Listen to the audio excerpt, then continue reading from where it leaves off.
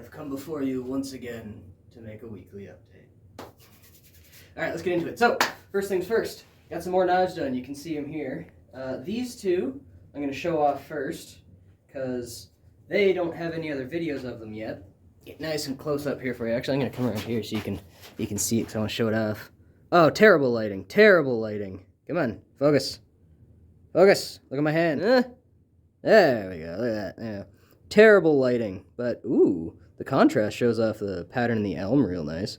So this is that same curly ash, a bit of walnut, and red elm. With a pin. I actually put a pin in this one. I don't normally like doing pins. I'm not a huge fan of the pin look, because like, look, it just doesn't match with the grain. I don't know, but some people like it, and it definitely does add a layer of strength to it, so I don't mind doing it every once in a while. But yeah, there's this one going on. Still needs a sheath block. Da-da-da. And then this one over here. And I'm doing it this way because I haven't taken videos of these things yet, so there you go. Like proper videos yet, so you get to see it firsthand. Look at that. This one's pretty cool. This is like an offcut of the same curly ash, but because it's like kind of side grain, you can't really see any of the curl stuff. Oh, is this the curly ash? No, this is a different piece of ash that I got. But yeah, this knife's really cool. African blackwood, cherry, and then a different ash that I've been using. But yeah, this one's turning out really nice. And you can see I just nicked it just a little bit, but I'll be able to blend that in when I'm doing the apologies. Just kicking the shit out of stuff. Made a little technical difficulty there. So yeah, this, yeah, that I'll be able to blend in when I'm sharpening it. I really like this one. And of course, you got the what do you call that? You know that thing with the stuff? You know that stuff that does the stuff? Focus, come on. The shape, the profile, is that what it's called? I don't know. Whatever it is, it's got the even symmetrical. Oh, I didn't show you that on this one. It's the same thing. It's just the best way for it to fit your hand. Absolutely love it. Absolutely love it. Oh, yeah, walnut and red elm. I think I said that. I don't know. I'm rambling. I need more practice in front of a camera, I guess. So, yeah. The other thing that I've been working on, obviously these two knives, but, yeah, I've got videos for those. I'll show you a little bit here. I'll bring it up like this.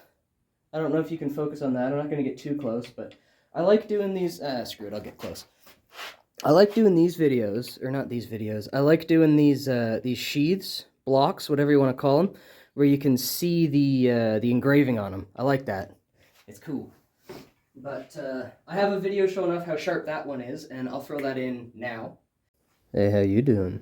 There's no audio on this video, so I'm just popping in to say if you like my work, you like my videos, it'd be a perfect chance to leave a like, maybe a comment. If you want to see more, you can subscribe. I do these every week. Other than that, just continue watching and enjoy. You see the carving on this knife is actually my second attempt, so it's a little bit rough, but you know, with some practice, I think it'll be better. And here we go. Oh my God, is it gonna?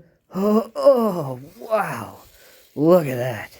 It's so sharp, so fresh, so clean, so smooth. Oh, love it. Love making knives. I'm just messing around. Keep watching. Enjoy. And then, I've also got this one. Actually all four of these are already sold, so they're not going to be available, but I have more coming. And then this one you can see, this was my first attempt at doing a cutout for a knife like this, but, oh, I love it. Absolutely love it. So, yeah. And I've also got a video showing off that one, so I'll throw that in now. I have come before you once again to ask for you to keep watching.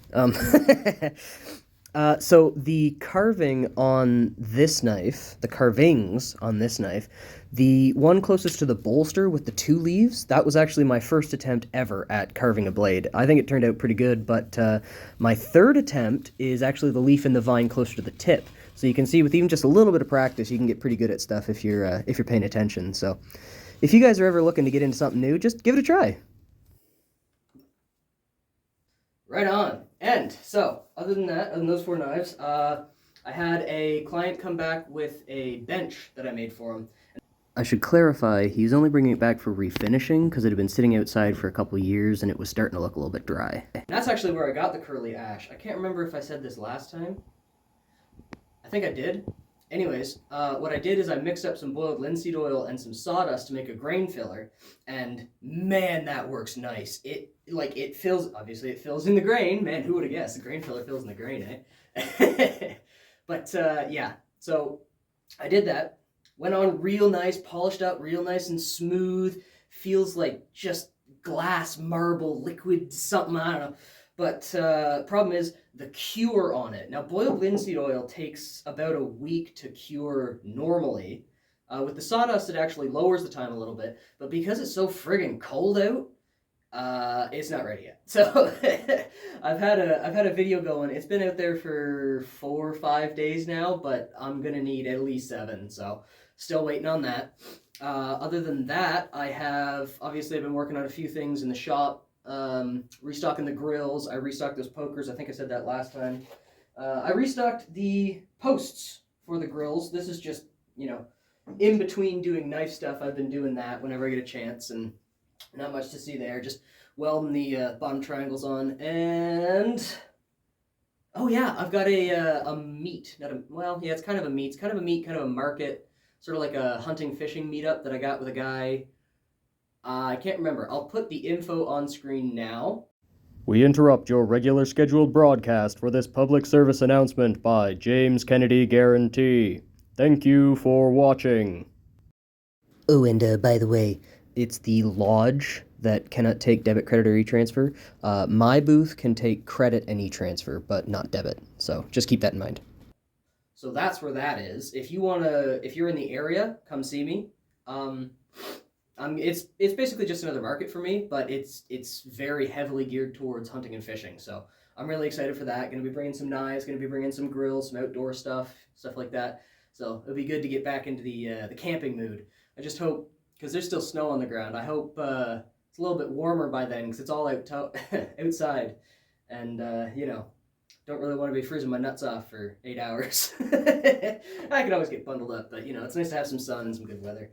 Other than that, I've been a little bit sick, so I've been kind of slow, Maybe that's why I'm kind of rambly today, is because I've been sick. I'm just kind of, brain's not in the right spot. And other than that, I made a new batch of mead. I don't know if you guys know this. I make my own mead, honey wine. Absolutely delicious. I got another batch going on. It's got raisins, it's got fresh orange peel, and what was the other thing? I put something else in it. Can't remember what it was. Oh yeah, juniper. From my trip to BC, I picked some juniper berries and I threw that in. So hopefully that's going to be really good. It's just fermenting away, bubbling like crazy, and you love to see it. Just little hobbies on the side. You got to keep yourself busy. Anyways, it was good luck talking to you guys, and I will talk to you later.